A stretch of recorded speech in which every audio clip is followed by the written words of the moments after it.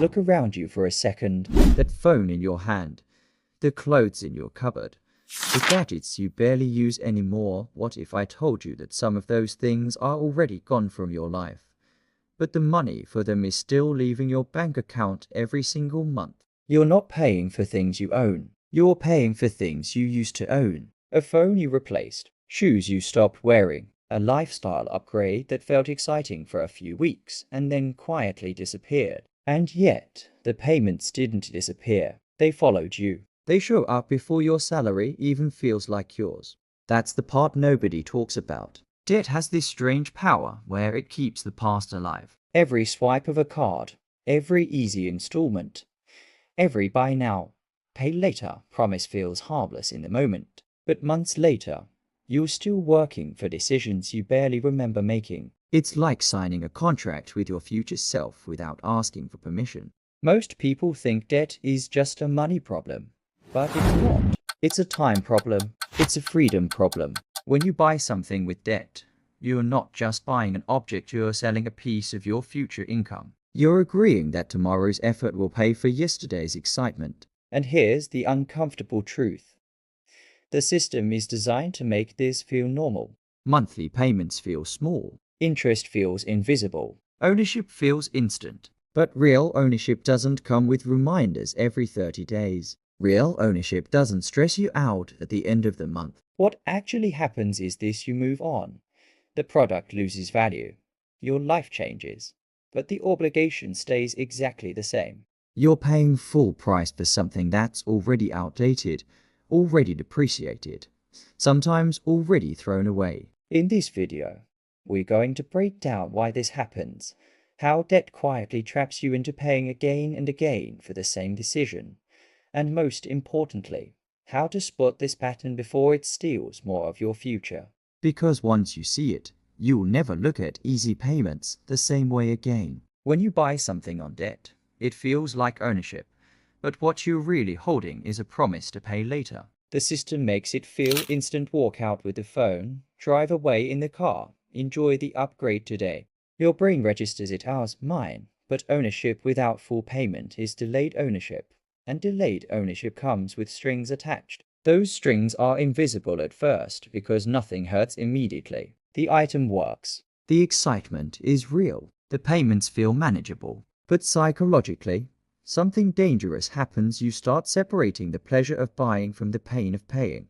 Cash forces both feelings at once. Debt splits them apart. That's why debt feels light today and heavy later. You enjoy the item when it's new, but you feel the cost when it's old. True ownership gives you peace. Debt ownership gives you anxiety disguised as normal life. And the more we normalize debt, the more we confuse access with ownership. Just because you can use something doesn't mean you actually own it. Until the final payment is made, the item owns a piece of your future income. That's the illusion: feeling rich today by borrowing from tomorrow. The real problem starts when the item disappears from your life, but the payment doesn't. Think about how fast things lose relevance. Phones get replaced, clothes fall out of fashion, gadgets sit in drawers, even experiences fade into memory. But debt has a longer memory than you do. You stop using the thing, but the bill keeps showing up like a reminder of a past version of yourself, a version that wanted convenience, status,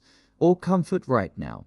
This is where debt becomes emotional weight. You're paying for something that no longer adds value to your life, yet it still takes value from your income. It's like paying rent for a house you moved out of months ago. The frustration doesn't come from the money alone, it comes from the unfairness of it.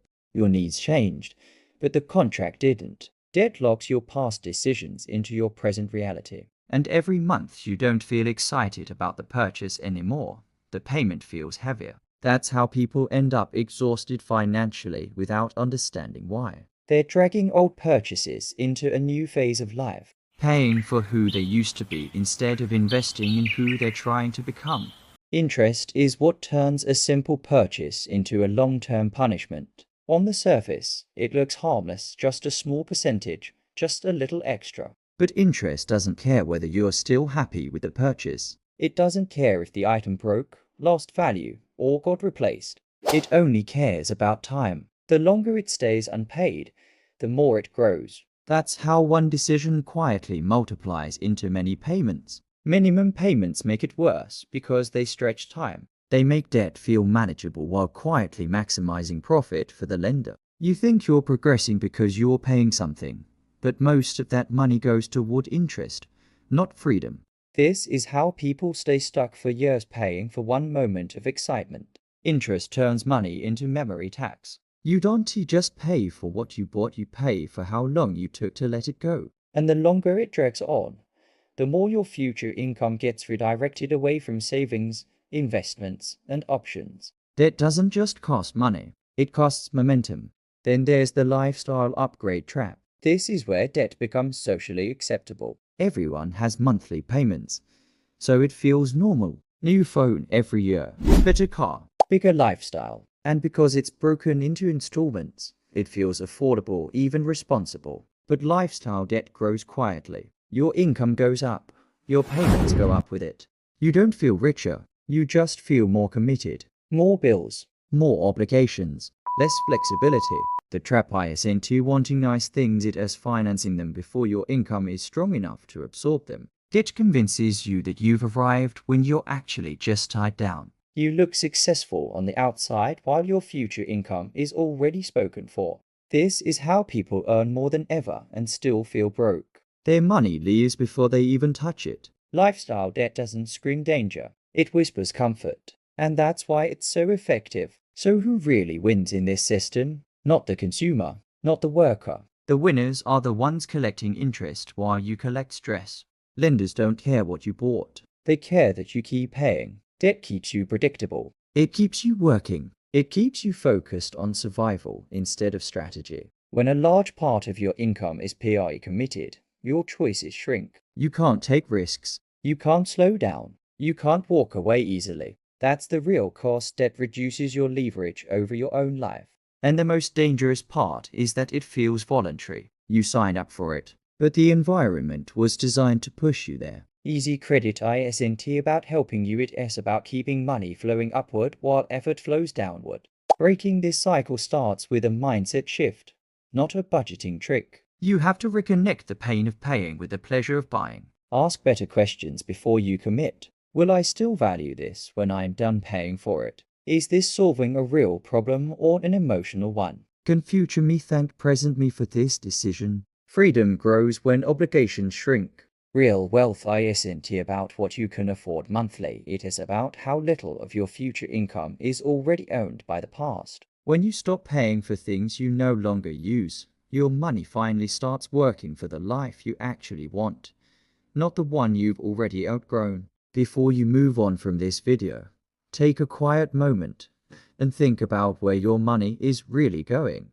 Not just this month, but every month after that. How much of your income is already promised to things that no longer matter, no longer excite you, or no longer add real value to your life? Debt has a way of making the past feel permanent, of turning old decisions into ongoing obligations. And the longer you ignore it, the more of your future it quietly claims. The truth is, money isn't just about numbers, it's about choice. The more debt you carry, the fewer choices you have. Freedom doesn't come from earning more alone. It comes from owing less. When you start questioning payments that feel normal, you take back control. When you stop financing convenience and start protecting your future income, everything changes. This is the difference between looking wealthy and actually being free. If this video made you pause, reflect, or see your own spending differently, you're exactly where you need to be. This is the kind of truth we talk about here on Money. Uncover the stuff no one explains until it's already costing you years. If you want more real conversations about money, debt, and building a life that isn't owned by monthly payments, subscribe to Money Uncovered and stay with us. And if this message hit home, share it with someone who is still paying for a past they've already moved on from.